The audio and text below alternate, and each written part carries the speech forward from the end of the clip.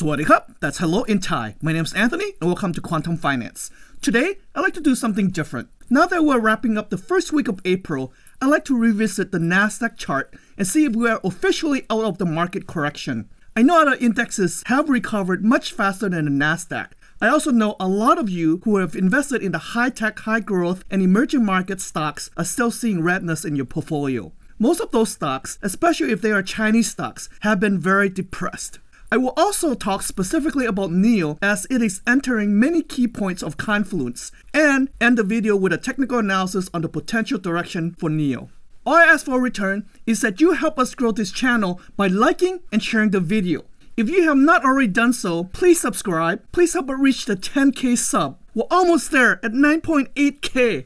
Also, hit the alert bell button so that you get my latest video update. If you want to get 2 free stocks, value up to $1,850, all you have to do is sign up with Weibo, open an account, and deposit $100 into your account. They're now giving out Tesla as well as Google and other stocks. Yes, our viewers have received Google, Facebook, and Apple stocks. Please note that this video is for pure entertainment and education only.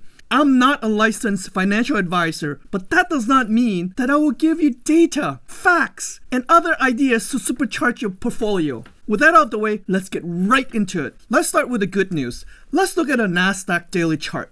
As of today, NASDAQ finally had a breakout that was much needed to close the gap it had created earlier back in mid-February. This is a very positive signal that the NASDAQ crash is over and that we can start looking for a positive green April month as anticipated. Let's check the VIX or the Fear Index. As you can see, the VIX had closed its gap on April 1st. The VIX is decreasing in value. This is also positive and support the data that we will see a green April month. So the question you may ask is why are we still seeing redness in our portfolio? That's because most of the high-tech, high-growth, and emerging market stocks are small to mid-cap stocks. They got hit the most. And if you own Chinese stocks, such as NIO, they have heavily been manipulated and depressed. I've done videos on why NIO is depressed. You can click the link on the top right corner here if you have not seen it yet. Now, what I'm about to tell you is somewhat old news, but the news media keep coming out with the same old news we already knew. For instance, there are recent articles on NIO continued production constraint due to global chip shortages. Interestingly, the basic cause of this is due to a low-value chip costing only $1 a piece that is causing the global shortages and will be relieved by Q3. In other words, this is a short-term Q2 issue. The second issue is the battery supply shortages.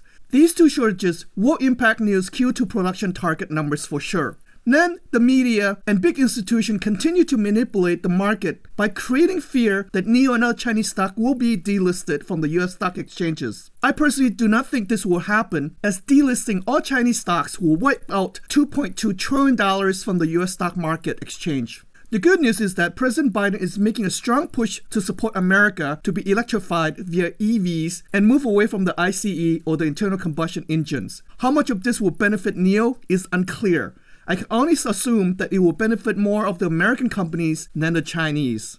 Compound with this is the Hong Kong Stock Exchange listing that could create further dilution for NIO shares. The good news is that CEO William Li recently stated that he will be launching the new sedan, the ET7. After this, they also plan to launch a high version, the second generation sedan, possibly the EF9 or the ET9 with its recent patent registration, and has planned to build 1 million EVs per year in China by 2025. Of course, there is a possible increase in CapEx or capital expenditure for NIO's new factory at the Hefei Industrial Park. And therefore, we could potentially anticipate another upcoming stock offering or debt offering. Note that NIO has a tradition of offering once every few months, as manufacturing EVs is a capital-intensive industry. So the question is, when is a good time to buy NIO in this market condition?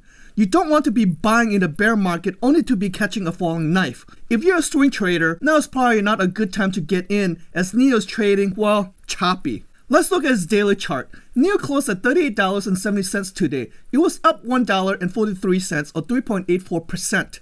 Its MACD is way below the zero level and flat. Its RSI is also relatively flat and sits below the center line. It traded on a light volume or 67% of normal trading volume. Overall, the volume has been decreasing. This is an indicator that investors are showing low convictions to get in the market. Most investors are on the sidelines. Either they're trapped having bought high and sitting with a loss, or are waiting to see what will happen next as NIO is entering many key points of confluence. And here's my reason. For one, NIO did trade in a narrow range and form a NR7 pattern when it formed the narrowest range in the last 7 sessions. Usually when there's a range contraction, there's a range expansion afterward. Based on its uptick today, we could expect NIO to go up in price tomorrow with a high probability that it will go down. If it does break out tomorrow, perhaps it could be the beginning of breaking away from the downward trend pattern. Let's draw in a downward trend channel so that you can clearly see what I mean by this. As you can see, the downward trend channel has been confirmed by several key points as it touches the trend channel as depicted by gray arrows. In my prior video, I did state that NIO will be trading sideways between the $33 to $43 range. It will oscillate up and down to consolidate and build its base before the next run up or run down.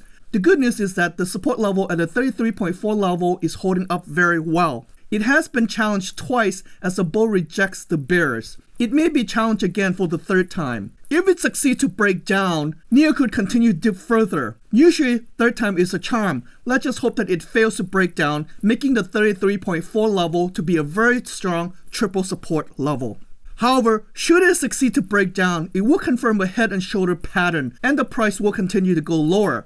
Should this be the case, the next support level is at the $25.83. It definitely will be a buy point in this area, and I'm very certain that the bulls will come out aggressively to buy up NIO shares.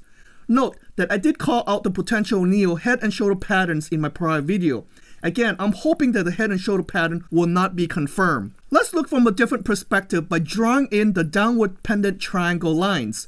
This is very interesting in that NIO is actually trading outside the triangle, and unfortunately it is trending downward. Again, with this chart, it is showing that NIO is heading toward the support level at $33.40. Hopefully this is not the case and that it will continue to go up instead of down. In summary, as of today, NIO is in a mild bullishness, while its intermediate indicators are showing that it is still in the bearish territory.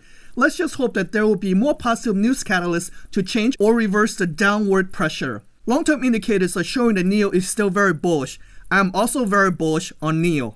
So there you have it. If you like these type of technical analysis along with stock picks with suggested entry and exit point, be sure to check out our patrons by clicking on the link in the description below or in my comment section. Wish everyone much success, and let's go make lots of simulas!